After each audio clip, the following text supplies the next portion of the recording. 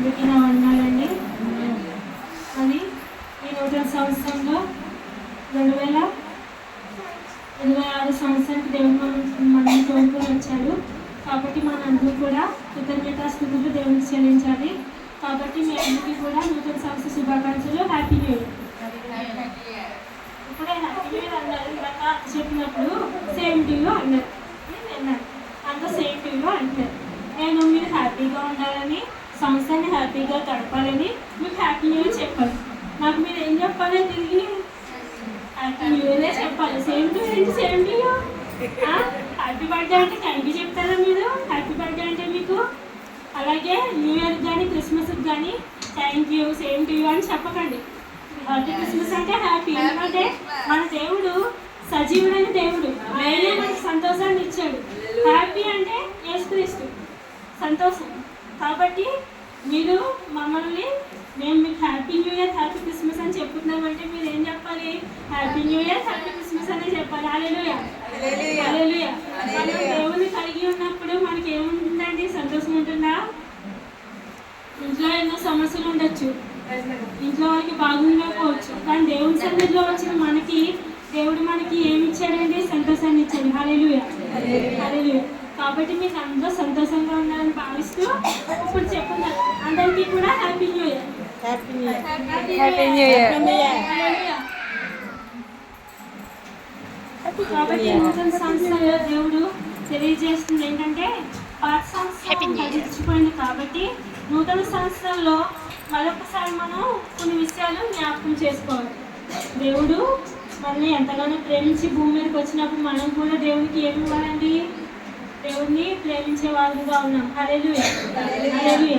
ఈ నూతన సంవత్సరంలో మీ అందరూ కూడా దేవుడు మనకి ఇచ్చిన ఆజ్ఞలను, ఆత్మఫలాల్లో మొదటిది ఏంటండి? ప్రేమ. ప్రేమ, సంతోషము, సమాధానము, దీర్ఘశాంతము, దయాళత్వము, మంచితనము, విశ్వాసము, సాత్వికము, ఆశానిగ్రహము. హల్లెలూయా, హల్లెలూయా. వీటన్నిటిలో కూడా మొదటి ఉన్నది ప్రేమ. దేవుడు ఎవరండి? ప్రేమ స్వరూపి. హల్లెలూయా, హల్లెలూయా. దేవుడు ఈ లోకాన్ని ఎంతో ప్రేమించాడు. హల్లెలూయా. కాబట్టి దేవుడు ఈ భూమి మీదకి రావాల్సిన కారణం ఏంటంటే దేవునికి మానవుల పట్ల ఆయన చేసిన ఆయన బిడ్డల మీద అమితమైన ప్రేమ ఉంది కాబట్టి. హల్లెలూయా. కాబట్టి దేవుడు మనల్ని ప్రేమించి మన పాపముల కోసం మనము నాశనం అయిపోకుండా, మనము నరక ఊపిలో పడి ఉండకుండా మనల్ని తిరిగి లేచి దేవుని తెలుసుకొని ఆయన పంపిన ఆయన కుమారుని తెలుసుకొని అంగీకరించి బాప్తిసం తీసుకొని దేవుళ్ళని సంతోషంగా ఉండాలని దేవుడు మనల్ని ఇంకా నడిపిస్తూ ఉన్నాడు. హల్లెలూయా. కాబట్టి మనం అందరం కూడా ప్రేమ కలిగి ఉండాలి. హల్లెలూయా, హల్లెలూయా, హల్లెలూయా.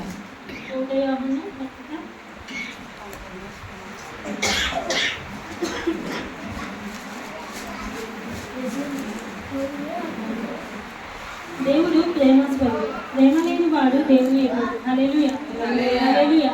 మనం ఈ రోజు ఈ సన్నిధిలో ఎందుకు కూర్చున్నామంటే మనం దేవుని ప్రేమిస్తున్నాం కాబట్టి, అంటేనా? లేకపోతే మీరెవరో మేమెవరో. కాబట్టి ఆయన్ని ఇంకా అధికంగా ఆయన్ని జ్ఞాపకం చేసుకుంటూ ఉండాలి, ఆయనకి దగ్గరస్తులుగా జీవించాలి. కాబట్టి మనం ప్రతి ఒక్కరు కూడా దేవుని ప్రేమను కలిగి ఒకరినొకరు ఆదరించుకుంటూ ఒకరి ఒకరు ప్రేమ కలిగి ఉందాం. హల్లెలూయా, హల్లెలూయా. 1 యోహాను 4వ అధ్యాయంలో 4వ వచనం ఉంది కదా, మీరు దేవుని సంబంధం, మీలో ఉన్నవాడు లోకంలో ఉన్నవాడి కంటే గొప్పవాడు. హల్లెలూయా, హల్లెలూయా. మీరు దేవుని సంబంధులు, మీలో ఉన్నవాడు లోకంలో ఉన్నవాడి కంటే గొప్పవాడు కనుక మీరు వాడిని జయించి ఉన్నారు. హల్లెలూయా, హల్లెలూయా. ఉన్నవాడిని జయించి మనలో ఉన్నవాడు దేవుడు కాబట్టి మనం దేవుడు ఎలా చేశాడండి? గొప్పవాడిగా చేశాడు. హల్లెలూయా. దేవుడు గొప్పవాడు. దేవుడు ప్రేమ స్వరూపి. ప్రేమ లేని వాడు దేవుని ఎరుగడు. కాబట్టి మనము దేవుడు మనల్ని ఎంతగా ప్రేమిస్తున్నాడో ఆయన్ని మనం కొంతైనా కొంచెం మన దినచర్యలో ప్రార్థన చేసుకుంటూ వాక్యాన్ని చదువుతూ దేవుని మనం ప్రేమించే బదులుగా ఉన్నాం. హల్లెలూయా, హల్లెలూయా. అంటే మనం మీద ఉన్న ప్రేమ ఎంత అధికమైనదంటే దేవుడు తానే ఈ భూమి మీదకి వచ్చి మన కోసం మరణ శిక్ష అనుభవించాడు. సిలువ పైన మరణ శిక్ష అనుభవించాడు. కొరదాలతో కొట్టబడ్డాడు, ఉమ్ము వేయబడ్డాడు, చిత్రవాదం అనుభవించి సిలువ వేయబడ్డాడు. హల్లెలూయా. హల్లెలూయా. ఆ సిలువను చూసినప్పుడు మనకి ఏం గుర్తు రావాలండి?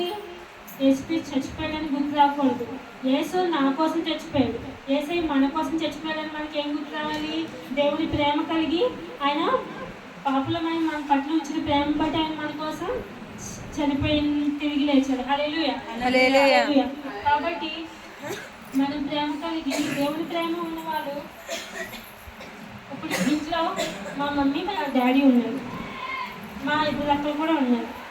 కాబట్టి మా మమ్మీ మా డాడీ కానీ ఇంట్లో ఇద్దరు అక్కలు ఉన్నారు కానీ నాకంటే పెద్ద అక్కలు, వాళ్ళ మీద కొంచెం తక్కువ ఉంటుంది. నేను చిన్నదాన్ని కాబట్టి నా మీద కొంచెం ఎక్కువ ఉంటుంది.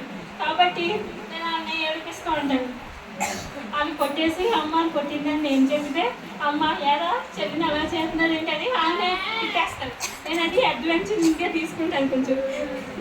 కాబట్టి దేవుడు కూడా మన పట్ల అంత ప్రేమ కలిగి ఉన్నాడండి. హల్లెలూయా. చిన్నపిల్లల మీద మనం ఎంత ప్రేమిస్తున్నామంటే ఆయన దృష్టిలో మనం కూడా చాలా చిన్నవాళ్ళుగా ఉన్నాం, చిన్న చిన్న బిడ్డలుగా ఉన్నాం. ఇప్పుడు తిరుగుచున్న రిసి కలిగాడు అలాంటి పిల్లలాగా దేవుడు మనం కూడా చూస్తున్నాడు. కాబట్టి మనం చిన్న చిన్న తప్పులు చేసినా పాపాలు చేసినా దేవుడు మనల్ని క్షమిస్తున్నాడు. కాబట్టి దేవుడు మనల్ని ఎప్పుడు క్షమిస్తున్నాడు. కాబట్టి మనం ఎప్పుడు పాపం చేస్తే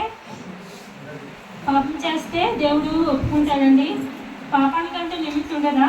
కాబట్టి దేవుడు మనల్ని ఎంతగా ప్రేమించాడో మనం ఒకరిని ఒకరు ప్రేమ కలిగి ఉండాలి. హల్లెలూయా. హల్లెలూయా. హల్లెలూయా. కాబట్టి దేవుని ప్రేమను మనం నిర్లక్ష్యం చేయకూడదు, ఆయన పిలుపుని నిర్లక్ష్యం చేయకూడదు. ఆయన మనల్ని ఎంతగానో ప్రేమిస్తున్నాడు. కాబట్టి మనం విశ్వాసం ద్వారా మనం దేవునికి నమ్మకస్తులుగా జీవించాలి. దేవుని ప్రతిరోజు స్తుతించాలి, కొనియాడాలి, మహింపరచాలి. ఆయన నామంని మనం గొప్ప చేయాలి. హల్లెలూయా. హల్లెలూయా. కాబట్టి నూతన సంవత్సరంలో మనకి అధికంగా మనం చేయాల్సింది ఏంటంటే దేవుని మీద, మీ భార్యాభర్తల మీద మీరు చూపించే ప్రేమతో పాటు దేవుని మీద కొంచెం అధికంగా ప్రేమని చూపించండి. హల్లెలూయా. హల్లెలూయా. కాబట్టి ఈ నూతన సంవత్సరం మీ అందరూ కూడా ప్రేమ కలిగి దేవునిలో ఎదుగుచు దేవుని ప్రేమని ఎదుటి వాళ్ళకి కూడా చూపిస్తూ పొరుగు వాళ్ళకి ఎదుటికి ప్రతి ఒక్కరిని మనం నెమ్మదితో ఉంటూ దేవుని ప్రేమించే వాళ్ళుగా ఉండాలని చెప్తూ